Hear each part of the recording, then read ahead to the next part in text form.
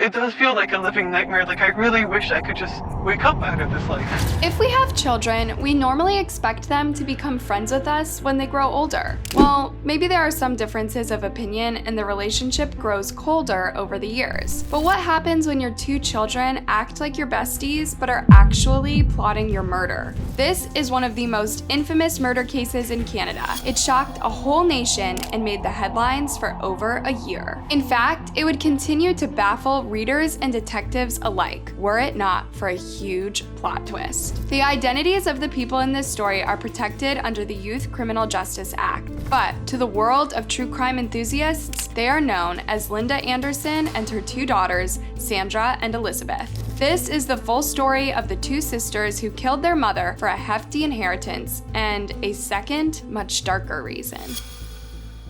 Our story begins in Mississauga, Ontario. Mississauga is home to over 800,000 people, a proud neighbor and suburb of the even bigger Toronto. But it's also a family place, a slightly quieter town with lots of residential areas and natural splendor all around. This was the home of Linda Anderson. She was a single mom working as an X-ray technician and raising 3 children, Sandra, Elizabeth, and Bobby. The girl's father had left many years before, and Linda had remarried shortly after, but her second marriage was even worse. He was convicted of drunk driving and domestic abuse. Linda's third child, Bobby, was born in 2000, but not long after, his father also left the household. But the nasty habits of Linda's second ex had rubbed off on her, and now Linda was drinking more than ever before. By 2003, Linda couldn't even hold a job anymore. And this was only the tip of the iceberg for Sandra and Elizabeth. Sandra was born in 1986, and Elizabeth was a year younger. But Sandra was only 12 when she was first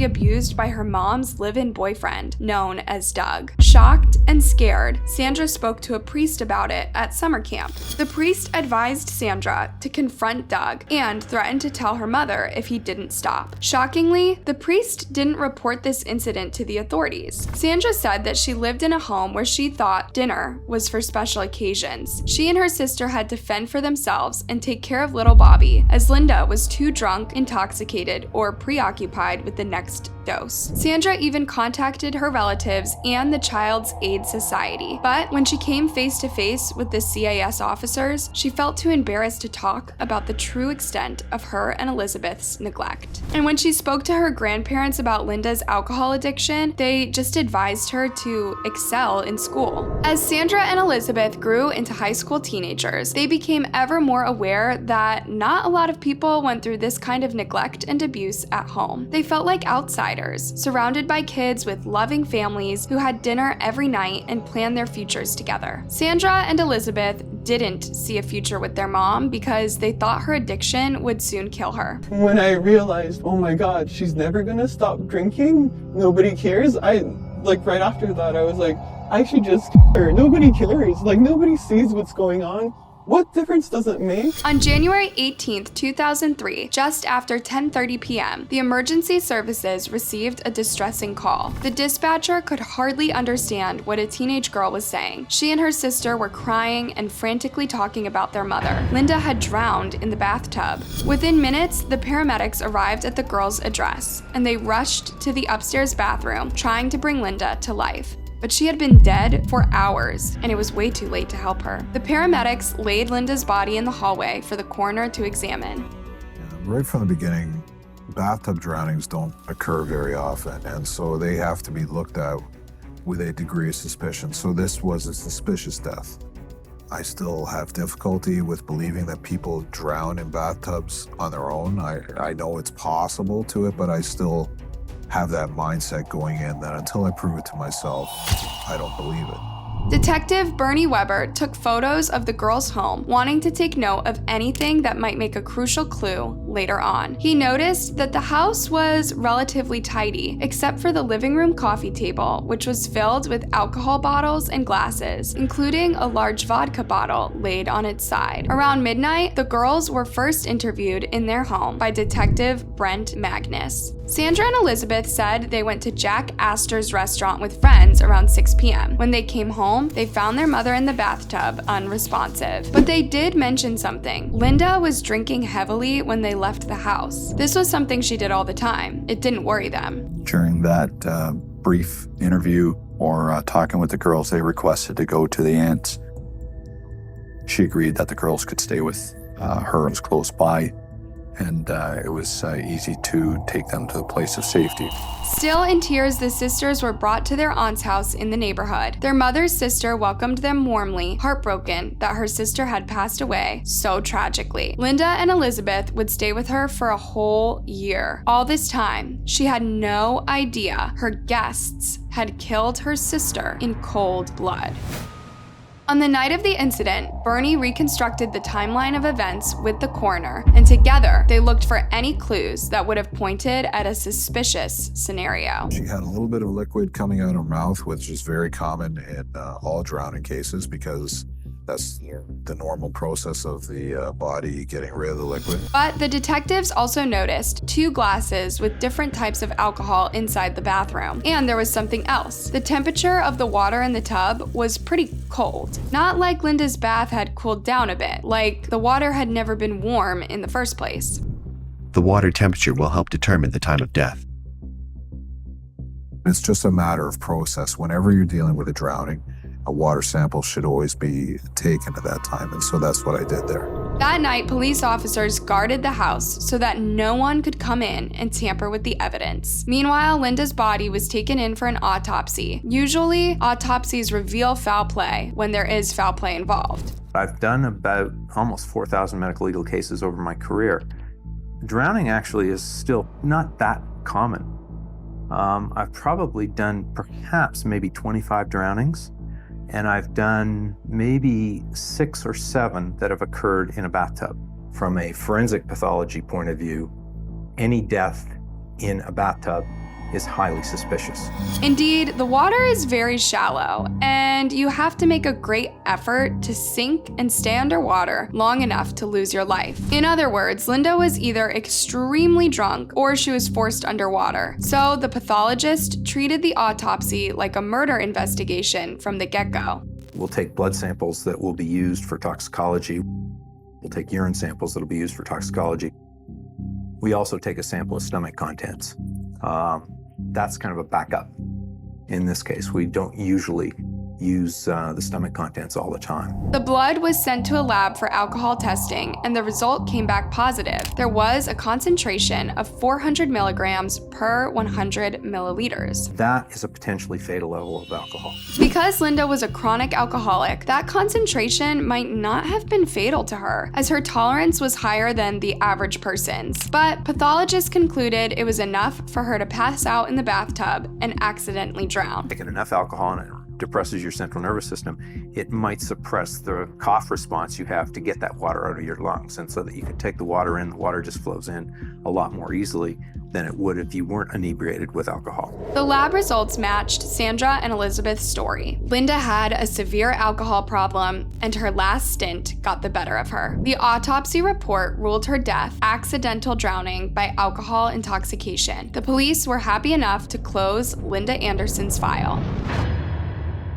Around Christmas 2003, Sandra and Elizabeth were enjoying their first winter holiday with their aunt. For once, they had a normal home, a normal family, and a steady life, going to school and spending time with friends every evening. It was okay. They didn't have to fend for themselves anymore. But around that time, one of their most trusted friends knocked on the door of the Peel police station. This individual received some information from the older of the 2 sisters. He became aware of certain information and that the mother had actually been murdered or forcibly drowned in the bathtub of the residence. The teenage boy said he knew the Anderson sisters had killed their mother, but the police couldn't just take this as a given and bring the new information to court. They had to prove he was telling the truth. First, they checked his computer. Lo and behold, they discovered several long conversations between Sandra and him. He was providing us information that only the girls would be privy to,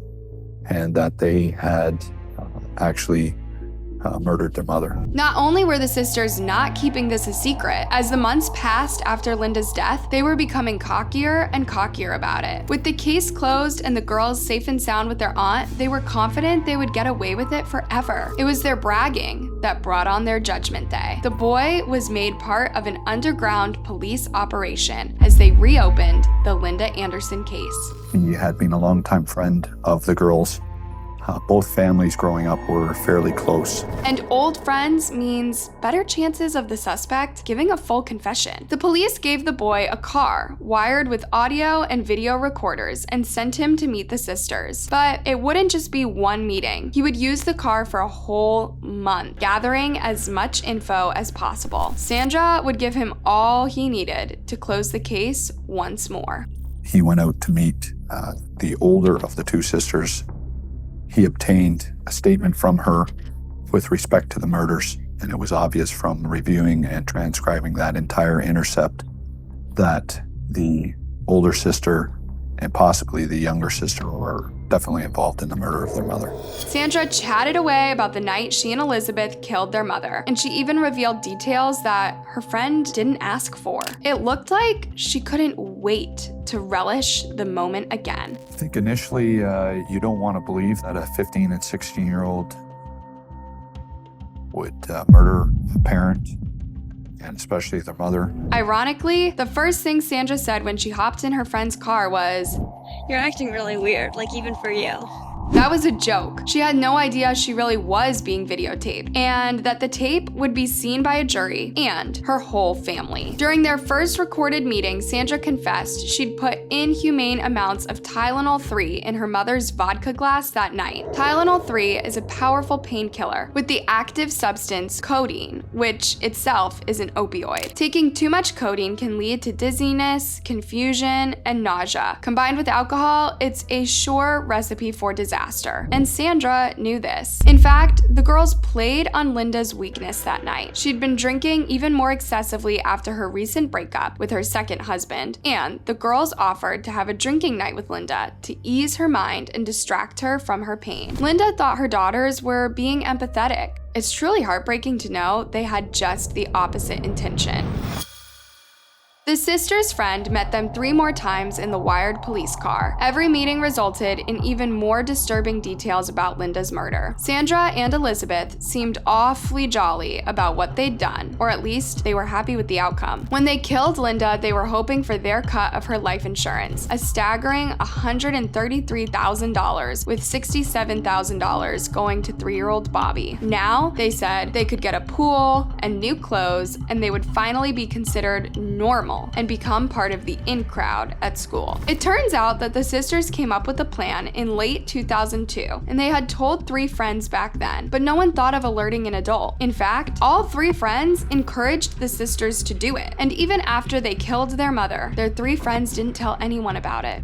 Well, until a year later. By the end of January 2004, the police had enough evidence to arrest Sandra and Elizabeth. I had officers assigned to find out what schools they went to and any other background information we could dig up on them. But the Mississauga High School community is pretty tightly knit, and the officers needed to do their work as quietly as possible. If someone found out they'd been snooping around at school, the girls could run away, or they could construct perfect alibis to protect themselves or their friends. Because the younger generation of people are in communication with one another more readily through cell phones, through Blackberries, internet, it wouldn't take a very long period of time for individuals to realize that the girls were arrested. On the night of January 21st, both sisters were arrested in their pajamas and brought to the Peel police station in the dead of night. They were obviously separated. We did not want them talking or influencing each other during that process. I had officers obtain specific clothing for them so that they would be dressed appropriately. They both declined to wear anything but the pajamas that they were wearing when they were arrested. Meanwhile, dozens of officers were in the house searching for more clues and interviewing everyone who had been in contact with the sisters over the last year. Needless to say, that's a lot of people. But after the underground operation, it became clear the sisters had been talking left and right about the murder. So the more witnesses, the better chance at a full conviction. Young people who commit this type of crime and brag about it afterwards face a dilemma. On the one hand, they want to prove that they are capable of action, that they're not all talk. But on the other hand, the more they talk about it, the more they risk getting caught. Although separated, the sisters had very similar stories during their interrogations. They denied their involvement in the murder and even seemed offended that the officers would think they would harm their mom. But the detectives knew better, and they could see through Sandra's act. She was extremely anxious. So they interrogated her for hours until she cracked and broke down in tears. She confessed and even confirmed all the details she had given her friend in the wired police car. After she was done telling the police every little detail, Sandra simply curled on the floor and fell asleep. That's not uncommon. I've been involved in several arrests where individuals have an adrenaline dump or some type of change physically, that once they have been arrested, they, for some reason, fall asleep. Elizabeth, on the other hand, kept her initial story straight for hours and hours. However, after hours of interrogation, she requested that she talked to Sandra. And since the police already had everything they wanted, they allowed it. They put the two girls together and they come up with this scheme about how they were going to pretend it was all a big joke they were putting on their friend, and that's the story they're going to tell the police. They come back into the rooms again and she says, well, can you be in trouble for lying to police? Shockingly, Sandra retracted her whole confession, claiming she was just messing with the cops an hour before. Of course, the detectives saw through her again, but without a confession, they couldn't proceed. So they sent a computer expert to analyze the contents of the girl's computer hard drive. When you delete something from your computer, that file, pretty much in its entirety, is still resident on that computer. A typical user will go in and say, okay, I should delete that now. As far as the chat goes, you can physically go in and delete that chat. But again, with the software programs that we use, sometimes we can recover that. As the detectives looked at the chats between the two sisters, they were finally able to paint a clearer picture of what happened back in 2003. The girls had built up immense hatred for their mother. Over the years, her mental health plummeted, and she had given in to chronic alcohol addiction. According to the girls' chats, Linda was spending more money on alcohol than on them, and she was definitely spending more time drinking than she was spending with them. They had no decent clothes, no holiday plans, and no food in the house. They would even often eat sandwiches or snacks all day, as Linda was too drunk or too tired to make dinner. At high school, both sisters were considered extremely smart. Their guidance counselor said they were the smartest students he'd encountered in 30 years at the school. But he also said they were very smart, particularly when it came to social skills, including manipulation. They had become smart, hoping they would surpass their condition at home, and in the end, hoping they would become anything but their own mother. But as soon as they came up with the murder plan, their behavior changed. They skipped school, hung out with the bad kids, and started using alcohol and themselves. I realized after examining some of the intercepts that this was actually not a spur-of-the-moment homicide or murder, that this was planned, calculated, researched by both individuals. The mother, unbeknownst to the girls, was saving money for them, providing them a good home life, and working several jobs to provide that. The girls didn't recognize that. The detectives also found proof that the girls had researched Tylenol 3 and the amount they should mix with the alcohol for a lethal effect. This was clear evidence of first-degree murder. And as the computer expert analyzed the girls' chats, in came a third suspect. We were able to show that the girls were actually chatting with this particular individual, and that he was willing to be an alibi for the two girls. He actually did show up the night of the murder at a local restaurant, to act as an alibi. The sister's friend was a lifeguard, acquainted with drowning and equipped with Tylenol. Indeed, it was her that gave the pills to Sandra before the murder. And after the murder, the three of them met at a restaurant and stayed there for a full evening so that they would have the perfect alibi. Linda would have had 4 hours to lose her life home alone. No one suspected the girls involved, especially if they were out eating and drinking for hours, right? Once again, this screamed first-degree murder. Up until 2004, the mysterious death of Linda made headlines throughout Canada as a tragic and confusing case. A suspicious story ruled out as an accidental drowning that left 2 girls and a young boy without a mother. More than anything, it was a tearjerker story. But in February 2004, the case resurfaced to newspapers and TVs all around North America. Now, the title included the Bathtub Girls. Protected under the Youth Criminal Justice Act, the girls were never officially identified, but the Bathtub Girls received a lot of attention. Journalists spoke about their potential motives. Why did the woman decide to come forward? You know, first of all, under Canadian law, Anthony, the identity of the woman known as Bathtub Girl or Sandra is forever protected. Still, she says she wants people to know her truth, and that is why she sat down with me. Sandra is now a single mother. She has a university degree, and she works as a scientist. She told us she also suffers from dissociative identity disorder, and she lives with the trauma from the horrible crime that she committed, but also from her childhood. She says by the time she decided to kill her mother, she was severely traumatized from years of alleged physical and abuse and also from neglect. And the sisters were made into movie characters more than once. In 2008, journalist Bob Mitchell wrote the book, The Class Project: How to Kill a Mother, the true story of Canada's infamous Bathtub Girls. In 2010, the case was broadcast on the Australian TV series Deadly Women. 4 years later, the crime drama film Perfect Sisters aired based on their case. And in 2015, the film was released in the UK as Deadly Sisters. Even without public identities, the sisters became worldwide stars. Some saw them as victims of a horrible family environment, others as cold and calculated killers. In a way, both arguments are true, and this would become pretty clear during their trial. Months after their arrest, Sandra and Elizabeth arrived at their first bail hearing together with their attorney. Shockingly, they were still wearing their pajamas. I've covered, hundreds and hundreds of cases the last 10, 15 covering crime, and I'd never ever seen 2 girls so young show up in court dressed in their pajamas, especially 2 girls who were allegedly arrested for killing their mother. And I thought, what's going on here? But this was also a plan. You see, during the hearing, family and friends attended, and they didn't take it seriously at all. In fact, during the bail hearing, there was laughter throughout the whole courtroom. The father didn't believe it. The aunts certainly didn't believe it. Their cousins thought it was a big joke.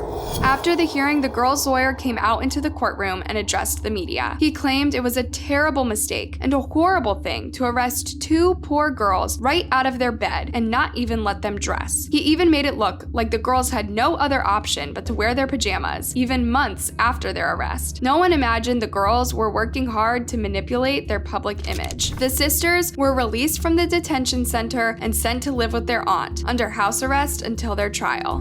And they spend that entire year living at the aunt's house. And this is the aunt whose sister they have killed. And everybody supports them.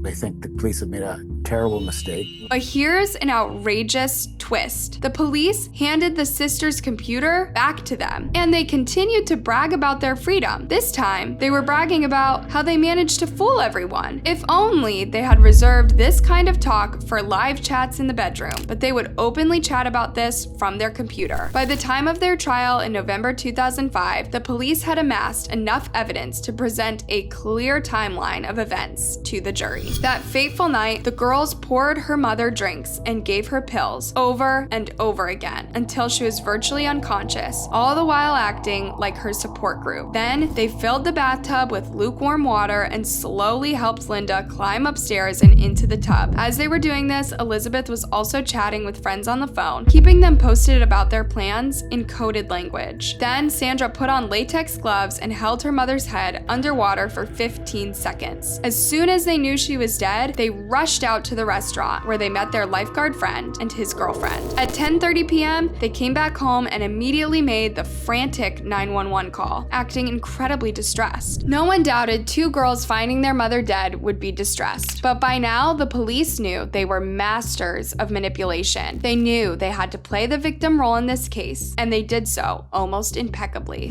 Well, bar the bragging. During the trial, it became clear there were two murder motives. One, the sisters were desperate to escape from a neglective, abusive home. Two, they wanted their mother's life insurance. Would they have gotten greedy if they hadn't had a tough childhood? Or did their cold-blooded impulses outweigh the trauma they'd experienced? In June 2006, both sisters were sentenced to a decade in prison for first-degree murder. This was the maximum prison sentence for under 18s at the time in Canada. Their lifeguard friend was also sentenced to 8 months in prison for conspiracy to commit murder.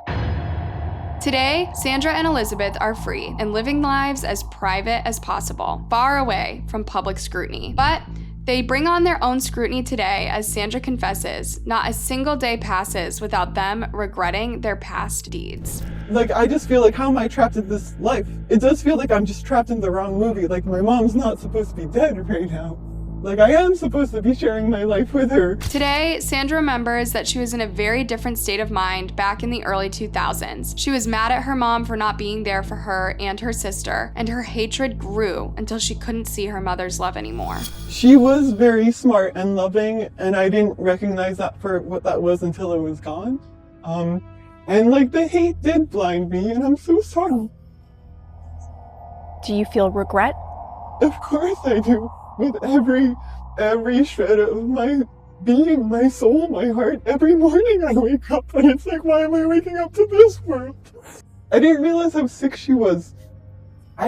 I really thought she was just dying from this, and I wanted it to stop. Sandra says that living with the thought of what she did is much, much worse than any of the horrific trauma she experienced before the murder. Linda's life was cut in a terrible way. To die at the hands of your children is one of the worst, most heartbreaking things that could happen to anyone. Today, Linda's sister knows she welcomed her sister's killers under her roof and even protected them for 3 years until their sentence. Sandra and Elizabeth will have to deal with what they've done. If they were a few years older, they would have been in prison for the rest of their lives. Instead, they get to enjoy freedom and life that their mother can't, but they have to pay a serious price for it. But neither she nor Elizabeth will wake up. They will just have to live with the knowledge that they murdered their mother, and they will have to relive it every single day. Thanks for watching, you guys. What are your thoughts on this case? Did the sisters receive appropriate sentences? And can they ever get a fresh start after what they've done? Let me know what you think in the comment section. And before you leave, make sure to hit that thumbs up button and subscribe for more. See you next time, and keep yourself safe.